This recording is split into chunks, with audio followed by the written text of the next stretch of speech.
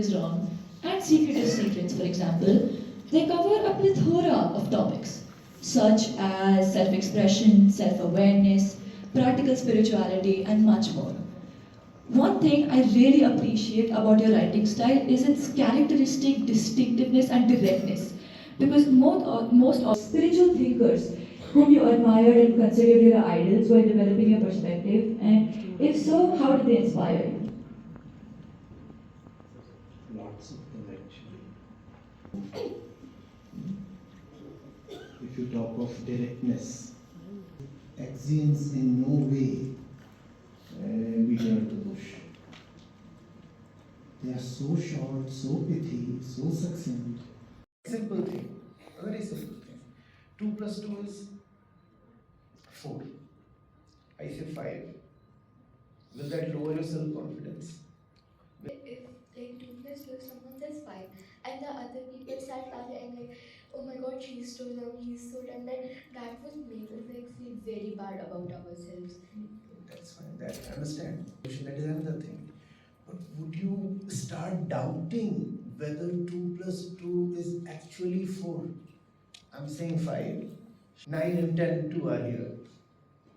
Does 2 plus 2, 4 come under the shadow of doubt? No. It doesn't. Because you say that loudly. Because it is not of great importance what others are saying about you. This is a very relevant discussion, especially for young people like you, right? And even the older ones, actually, everybody. Others so nasty. Why are others so vicious? I'm actually good. Why don't they know my truth? It appears as if we are talking about others and the problem lies in others. But fundamentally, the problematic situation is inside us. Because I'm not sure that 2 plus 2 is invariably 4, come what may. कि मैं तो कहूँगा अभिभूत हूँ। ईमानदारी देखी, जो जिज्ञासा देखी, सवाल बिल्कुल हार्दिक थे और ज़िंदगी से आ रहे थे। सीनियर वर्ग है, छात्राओं से पहले बात हुई, सीनियर स्टूडेंट से उनसे बात हुई, 2 घंटे तक बात हुई, समय का पता ही नहीं चला। प्रश्न थे, फिर प्रतिप्रश्न थे, सुंदर थे, गहरे थे। जो मैं बोल रहा था, उसको यूँ ही सर झुकाकर मान भी नहीं ले रहे थे। जब तक समझ में नहीं आ जा रहा था, बार-बार पूछ रहे थे और जब मैं जाँच रहा था कि समझ में आ रहा है, संतुष्ट हो पा रहा था कि हाँ, आ रहा है और जितनी अपेक्षा की जा सकती थी, उससे ज़्यादा सुंदर और ज़्यादा गहरा संवाद हुआ। ये है कि मैं आ पाया।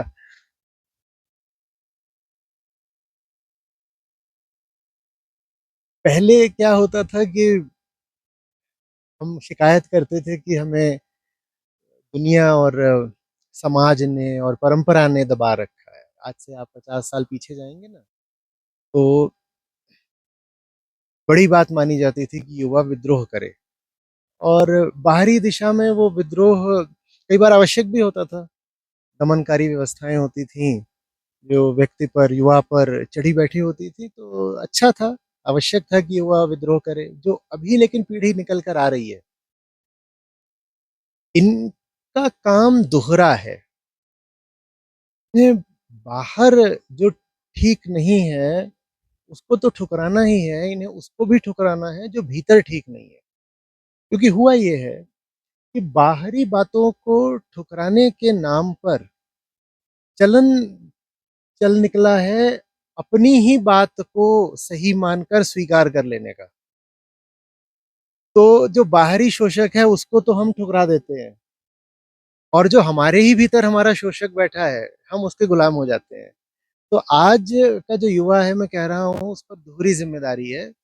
बाहर जो ठीक नहीं है, जो गलत है, जो झूठा है, जो फ़रेब है, उसको तो ठुकराओ ही और अपने ही भीतर जो उल्टी पुल्टी मान्यताएं बैठ गई हैं और अहंकार बैठा हुआ है, अंधविश्वास बैठे हुए हैं, पूर्वाग्रह बैठे हुए हैं, अंधेरा बैठा हुआ है, अज्ञान बैठा हुआ है, अपने भीतर भी जो हमारा दुश्मन बैठा हुआ है उसको भी ठुकराओ। ये नहीं करना है कि मैंने दुनिया के खिलाफ तो विद्रोह कर दिया और अपने ही भीतर अपने दुश्मन को लेकर घूम रही हूँ। बाहर के दुश्मन को भी ठुकराना है और अपने ही भीतर जो अपना दुश्मन बैठा है उसको भी ठुकराना है।